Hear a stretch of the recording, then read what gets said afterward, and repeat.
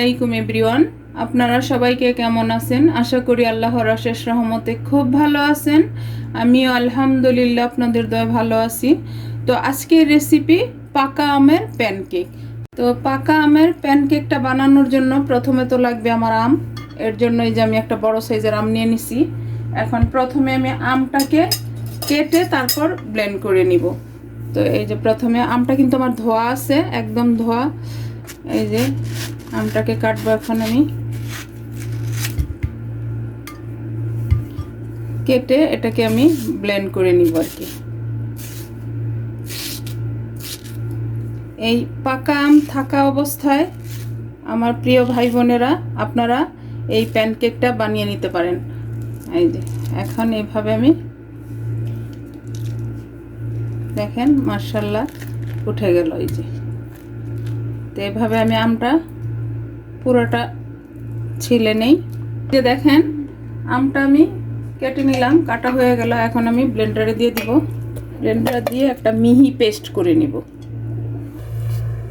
এই যে দেখেন একটা মিহি পেস্ট করে নিলাম। তো এটা এখন সাইডে রেখে দিব। রেখে প্রথমে আমি প্যানকেকের জন্য একটা ডিম নিয়ে নিব। এই যে তো একেবারে অল্প সময় অল্প উপকরণে এই আমের প্যানকেকটা বানিয়ে নিতে পারবেন। এখন আমি এখানে হাফ কাপ চিনি দিয়ে দিব। আর চিনিটা তো যার যার টেস্ট অনুযায়ী দিবেন। দিয়ে ডিমের সাথে এটাকে আমি একটু ভালোভাবে মিশিয়ে নিব। এখানে কিন্তু আমি বেকিং সোডা, বেকিং পাউডার কিচ্ছু ব্যবহার করব না। তো প্লিজ আমার ভাই বোনেরা, যদি আমার আজকের এই প্যানকেক বানানোটা একটু ভালো লাগে তাহলে আমার চ্যানেলটাকে সাবস্ক্রাইব করবেন, লাইক করবেন, শেয়ার করবেন এবং কমেন্টস করবেন। এই চিনি আর ডিমটা একটু এভাবে ভালোভাবে ফাটাই নেবেন, তাহলে প্যানকেকটা একদম সফট হবে। দেখেন মাশাআল্লাহ, দেখতেই কিন্তু এই যে দেখেন একটা ফোমি ভাব চলে আসছে। এখন এখানে দিয়ে দিব এই যে আমি হাফ কাপ দুধ। আর দুধটা কিন্তু ঠান্ডা, গরম না। এটাও আমি এখন এটার সাথে ভালোভাবে মিশিয়ে নিব। এই যে এখন দুধ, ডিম, চিনি মেশানো হয়ে গেল। এখন আমি এখানে এই যে 1 কাপ ময়দা দিয়ে দিব। এই ময়দাটা একটু চেলে নিব।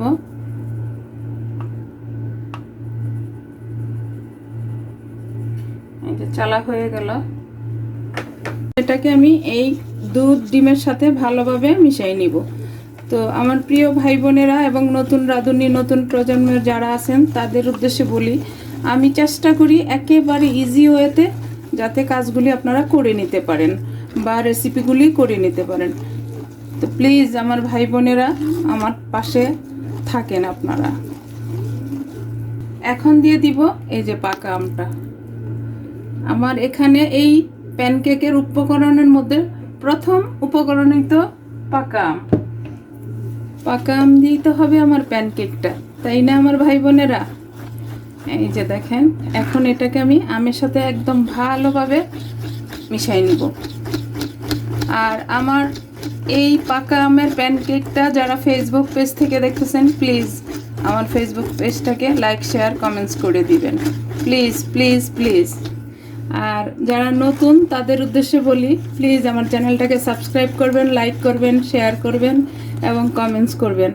আর এই বোনটার পাশেই থাকবেন, প্লিজ প্লিজ। এই যে দেখেন মেশানো হয়ে গেল।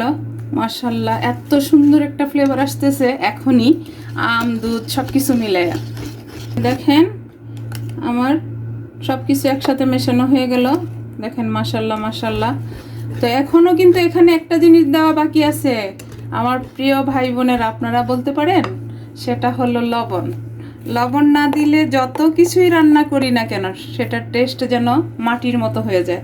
তো এখানে সামান্য একটু লবণ দিব, কারণ মিষ্টি জিনিসে লবণটা দিলে আরও টেস্টি হয়। এই যে এখন এটাকে মিশাই নিব। মিশানো হয়ে গেল। আর আমি একটা চামচ দিয়ে আপনাদেরকে দেখাই ব্যাটারটা কেমন হয়েছে। এই যে দেখেন মাশাআল্লাহ মাশাআল্লাহ। এখন আমি চুলায় চলে যাব। চুলায় গিয়ে আপনাদের সাথে শেয়ার করতেছি আমার পাকা আমের প্যানকেকটা কিভাবে রেডি করি। আর আজকে আমি এই প্যানকেকের জগ নিয়েছি একটা, এই জগটা দিয়ে বানাবো আজকে। আমি চামিচে বানাবো না। এখন এই যে প্যানকেকের ব্যাটারটা এখানে আমি ঢেলে দিব। এই যে এই জগটা তো বানাতে একেবারে ইজিভাবে বানানো যায়। এখন এই যে এটার ঢাকনাটা লাগাই দিলাম। আর এই যে এখানে একটা ছোট্ট ফ্রাই প্যান বসাই দিছি। আর এই প্যানকেকটা কিন্তু বানাতে হবে, আমি এটাতে প্রেস করলেই আমার ব্যাটারটা নিচে চলে আসবে। এখন সামান্য একটু তেল দিয়ে দিব। তেলটা দিয়ে একটু ব্রাশ করে দিব। তো আমি টিস্যু দিয়েই ব্রাশটা করব। এই যে এখন আমি প্রথম প্যানকেকটা দিব। আর চুলার আঁচটা কিন্তু আমার মিডিয়াম টু লো এর মাঝামাঝি আছে। ফ্রাই প্যানটা গরম হয়ে গেছে। এখন আমি বানানো শুরু করব। বিসমিল্লাহির রহমানির রহিম। এই যে এটাতে আমি প্রেস করি আর নিচের দিক থেকে এই যে পড়বে। এই জগটা অনেক একটা উপকারী জিনিস। তো এখন আমি এটাকে এই যে ঢেকে দিব। ঢেকে আমি অপেক্ষা করব আমার প্যানকেকটা হওয়া পর্যন্ত। এখন দেখেন মাশাআল্লাহ, উল্টে দিব আমি। এই যে দেখেন মাশাআল্লাহ মাশাআল্লাহ। এই যে দেখেন আমার পাকা আমের প্যানকেক কিন্তু একটা হয়ে গেল। দেখেন মাশাআল্লাহ মাশাআল্লাহ, লুকটা দেখেন আর একেবারে সফট। এই যে আমি নামাই নিলাম। এখন আপনাদের বোঝানোর সুবিধার্থে আমি আরেকটা দেই। প্রথমে একটু তেল ব্রাশ করে দিব, সামান্য একটু দিব। আর এই প্যানকেক কিন্তু বানানো একেবারে ইজি। ব্যাটারটা যদি ঠিক থাকে তাহলে কিন্তু বানানোটা কোনো ব্যাপারই না। এই যে আবারও দিয়ে দিলাম। এই যে দেখেন মাশাআল্লাহ মাশাআল্লাহ। এই জগটা দিয়ে বানানোর সুবিধাটা হলো আপনার যতটুকু ব্যাটার প্যানকেকের জন্য দরকার অতটুকু দেওয়ার পরে আপনি এই হাতটা এখান থেকে সরাই নিলেই বাস বন্ধ হয়ে যাবে। তো এখন এটাকে আমি ঢেকে দিব। আবার প্যানকেকটা হওয়া পর্যন্ত অপেক্ষা করব। এই যে দেখেন আরেকটা প্যানকেক হয়ে গেল। এখন এটাকে আমি উল্টাই দিব আবার। এই যে একেবারে সফট। দেখেন মাশাআল্লাহ মাশাআল্লাহ। এই যে দেখেন আমার পাকা আমের প্যানকেক আরেকটা বানানো হয়ে গেল। এত সফট, আপনারা বুঝতে পারতেছেন কিনা। এই যে দেখেন হয়ে গেল আমার আরেকটা প্যানকেক। তো এইভাবে আমি বাকি পাকা আমের প্যানকেকগুলি বানাই সার্ভ করে আপনাদের সাথে শেয়ার করি যে আমার প্যানকেকগুলি কেমন হলো। এই যে দেখেন আমার প্রিয় ভাই বোনেরা, আমার আজকে পাকা আমের প্যানকেক বানানো হয়ে গেল। তো আমি একটু আমকুচি দিয়ে সাজিয়ে নিলাম। এটা আমকুচি দিয়ে এরকম আমি দুই রকমে বানাইছি, মানে একটা একটু এরকম আর একটাই যে এরকম, দুইভাবে আমি বানাইলাম, আপনাদের সাথেও শেয়ার করলাম। তো এখন এই প্যানকেকে তো জরুরি দেওয়াটা মধু বা চিনির সিরাপ। এটা আমার একদম খাঁটি মধু। এই যে মধুটা এখন দিয়ে দিব আমি। দেখেন মধু ছাড়া তো বা সিরাপ ছাড়া কিন্তু প্যানকেক জমেই না, তাই না আমার প্রিয় ভাই বোনেরা। এই যে আমটার মধ্যে আমি একটু দিয়ে দিলাম। তো এখন দেখেন দেখতে মাশাআল্লাহ কত লোভনীয় লাগতেছে।